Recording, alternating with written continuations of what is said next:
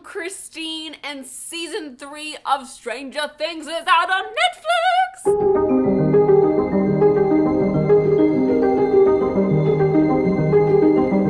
I'm not going to spoil you yet, so if you haven't watched and you just want my overall thoughts, that's what we're starting with. I really enjoyed season 3 of Stranger Things. I think it was better than season 2. It was much more cohesive as a whole. The pacing ramped up and never let you go. It had 3 really great main storylines that came together in a really beautiful way. It was creepy, it was funny, it had great character moments. I am very, very pleased. I'd give this season an A, I'd give season 2 an A-, and I'd give season 1 an A+. That's how they rank for me. In terms of scariness, the season gets pretty dark. It's not as scary as season 1. I don't think anything will be as scary for me in Stranger Things as season 1. That shit creeped me out. Season 3 was scary in terms of what was happening. It was thriller scary. Because now that we know the monster, it's not as creepy. After that reveal in season 1, you don't feel that anxiety of, what is because we're familiar with him, so it takes it down a notch. But they ramp it back up with the monster storyline in season 3. The monster stuff is pretty dark, so if that kind of thing scares you, dead people and stuff, maybe don't watch it, but it's really, really good. Highly recommend. I think that'll be it for my non-spoiler section. All I can think about are the spoilers. We're here to really talk. Let's really go into it. So if you don't want to be spoiled, leave now, come back, and then we can discuss it all together. Okay? Okay, cool. Bye, not spoilery, folk.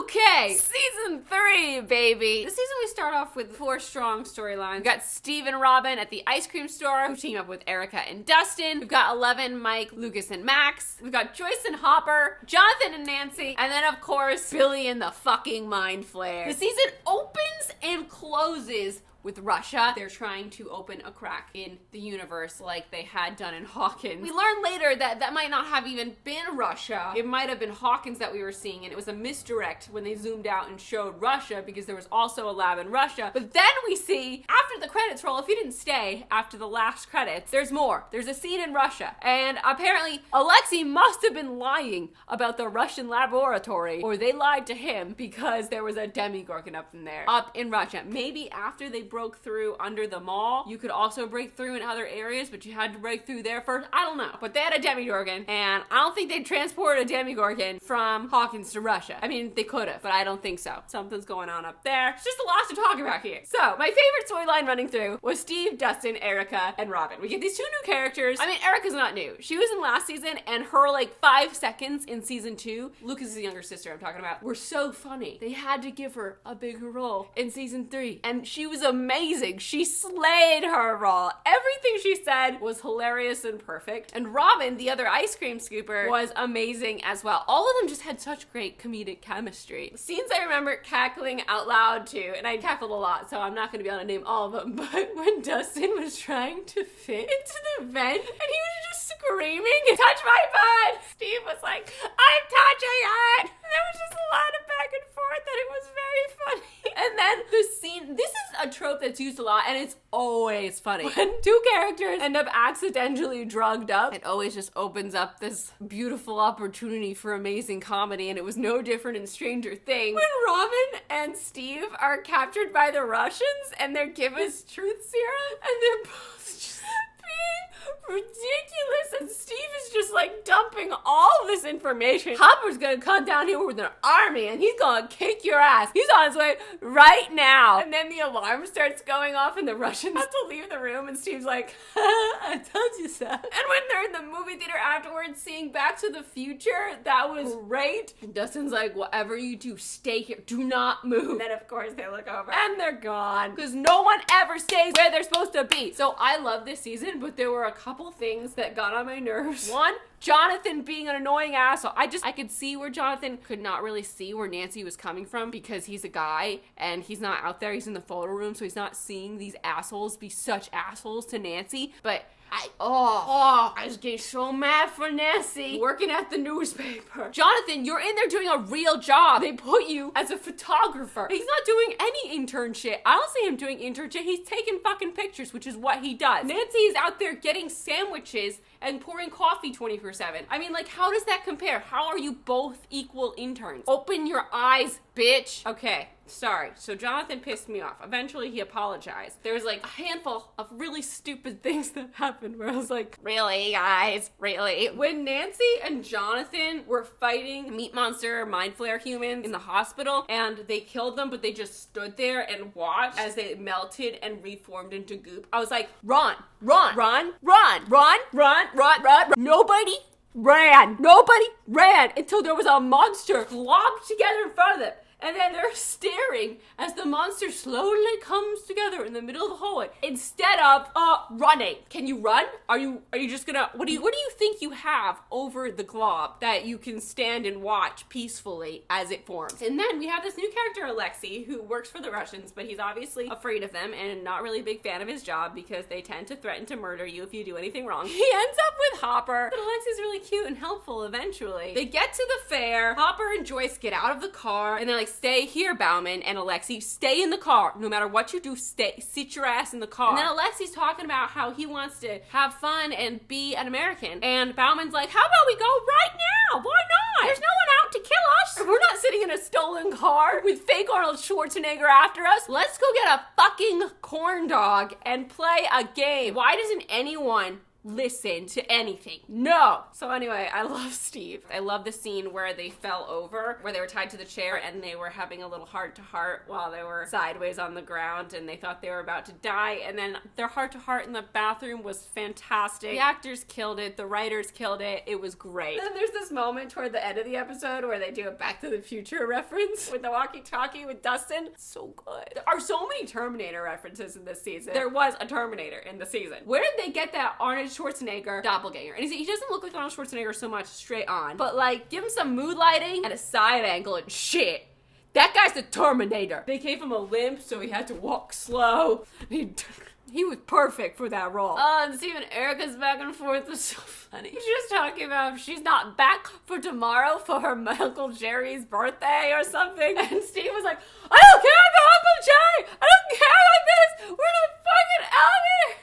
The Traps in the Elevator sequence was just aces. The stuff with Eleven and Mike and Lucas and Sam was probably my least favorite. I loved Eleven and Sam bonding. Thought that was super cute. I loved Sam introducing her to comic books and superheroes. They were experiencing these classic middle school to high school transition problems that you run into with like first love and not hanging out with your friends as much because you just only hang out with your boyfriend. And oh, Will. I didn't even mention Will. Will wanting to play Dungeons and Dragons while his friends are just too preoccupied with girl drama. They think they're too cool to play games anymore. I think that's something that most people go through growing up. They get to a point where they're like, oh, I'm too cool to like this thing. And they drop it for a little and then you realize later that no, you're not. You love it. It's cool to be passionate about things. It's that typical teenage drop where it's not cool to care about stuff. It's only cool to kiss people and have sex. That scene when he's back in the fort and he's destroying it, he's looking at the picture of them from Halloween when they're all Ghostbusters. It was just really sad. Really well acted. It gave me the tears. Joyce and Hopper this season were so much fun to be around. Their back and forths are so great and so funny. Oh, another moment where I was laughing hysterically. So they were fighting in the car with Bauman and Alexei in the back seat. And then Bauman, shut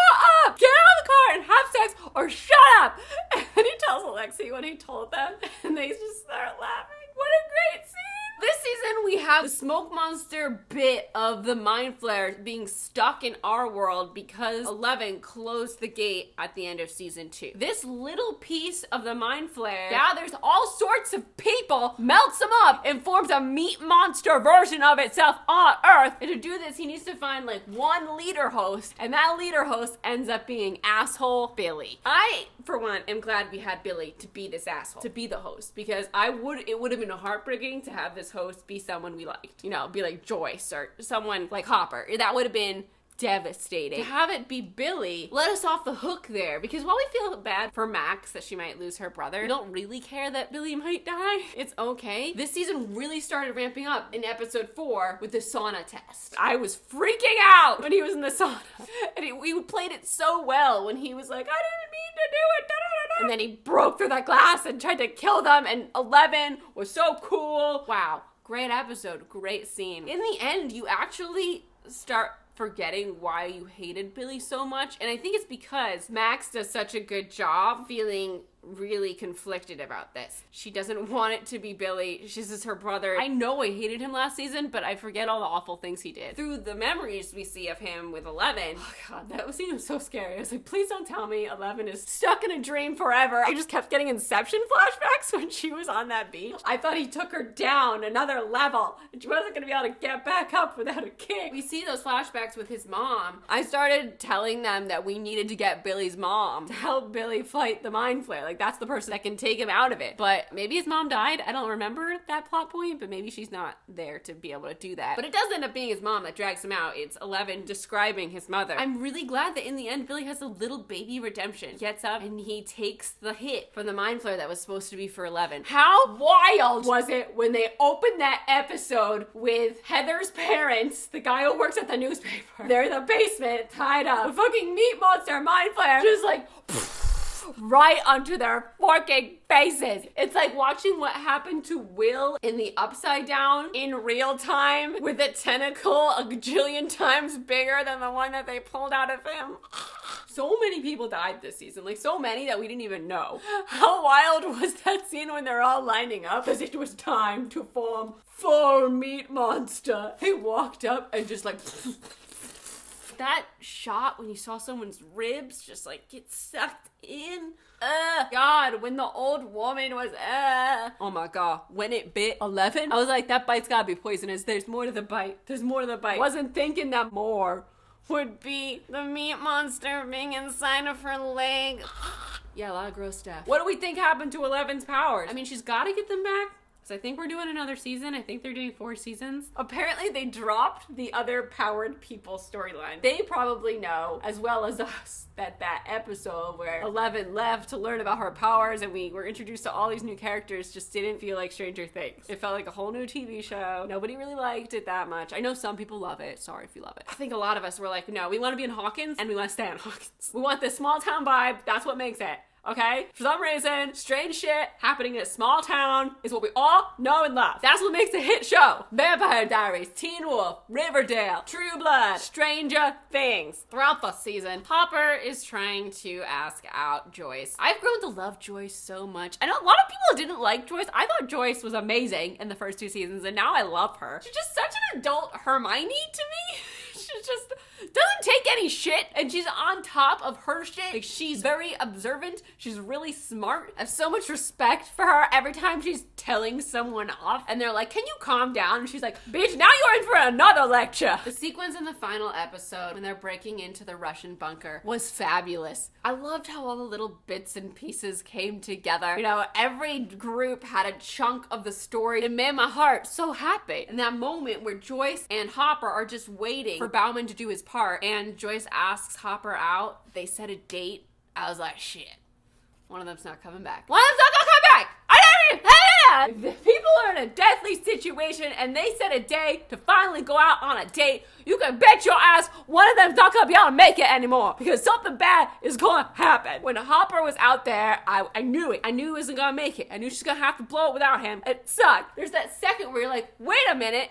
He threw the guy into the machine and he exploded, so we can run now. We can run and get out of there. But then there's this electric field staticking in his way, and we know that electric field turns people into dust because we have that whole opening sequence in Russia to show us what happens when something goes wrong and that machine explodes. Everyone explodes with it and turns to bloody goop on the floor, much like the Mind Flayer does to people. Hopper nods and tells her to do it, and I'm crying. It was just very, very sad. Seeing 11 at the end when he didn't come back was devastating, and when Joyce goes down there and just looks for him and there's no sign of him, it's very sad. And we're also like, wait.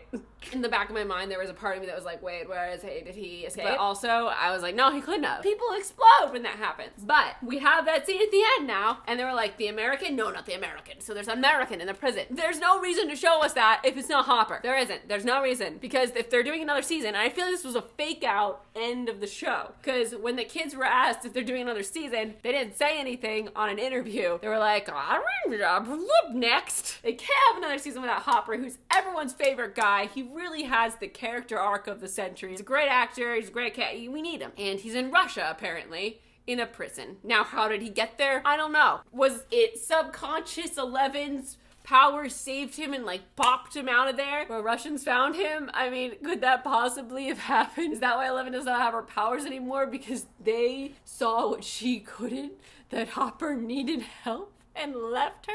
No, they had left her before that. This is a stupid theory. Other theories, like he got thrown. Like, I think that's got to be everyone's theory. He got thrown from the thing when it exploded, maybe landed far enough away that one of the Russian army people were able to pull him away. There was like a split second where she turned the thing and we didn't see him. Maybe someone got it. I don't know. We'll see. If only Susie Pooh hadn't insisted on a sing-along to Neverending Story, prolonging the death of the monsters while all our characters almost die.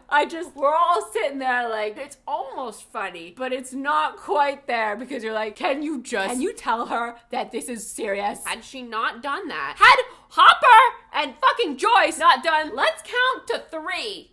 1, 2, I mean, I just don't like, why can't we just like, ready, go? What's happening? You know, why are we counting slowly? We already had to listen to a whole medley of Neverending Story over the radio. I mean, like, you're killing me here. You're killing me. Of course, Arnold Schwarzenegger shows up on 2. All we needed was 2 extra seconds. You had it. The drama. I knew from the very first second they mentioned Susie and everyone's like, oh, is Susie real? She's gonna show up in the last episode. It was just a matter of how. And I know they had to have a Susie moment after all that build-up. We had to. But did it have to be a song as everyone waits with bated breath as all the other characters almost die? Did it. And don't get me wrong, I love me Neverending Story. I don't know if you guys were DDR fans, but I loved playing Neverending Story on DDR back in the day. It was one of my favorites. And as soon as I heard it, I was like, oh my god, this is DDR. Neverending. I'm not gonna lie, I've been listening to it a lot today. Because wow, what a catchy song. So the episode ended with Will, Eleven, Jonathan, and Joyce moving away from Hawkins. As we've already talked about, I think there's going to be a season 4. I would think that we're going to be a time jump for season 4. I don't know how the relationship's going to work. How far away are they moving? The kids are also going to look significantly older because they're all going through puberty. When you see them in interviews, you're like, wow, huh? And when they flash back to the first season, they're so little. Will, like, he's so tiny just last season, and now he's like a teenager. That kid looks like the teenager in Inside Out that sings that they made clones of. Like, that's what Noah looks like now. Whoa! They put that bowl cut on him and it makes him look younger, but when he spikes up his hair, it's like, whoa! Lucas has a beard. Mike is like all gangly. So I'm assuming they're gonna be in high school when this comes back. But that would mean Hopper is stuck in Russian jail for a long time. Could you imagine? 12 years later, fly to Russia to save Hopper. He bursts out of that cell like, Joyce, it's time for a fucking date. I've done my waiting, 12 years of it. I could roll with that. I love the season. I'm so excited for more. I think all the actors on the show and the writers and everyone who works on the show is so talented. I'd love to hear your thoughts, your theories about anything I talked about what next season will be. I'm Christine. I make videos every Tuesday. I'm also an author. My debut novel came out this year. It's a rom-com coming-of-age story about a girl who's having a hard time in college. She studies abroad in London. If you want to read it, links are in the description. I'm Christine. I'll see you next time. Thanks for watching. Bye!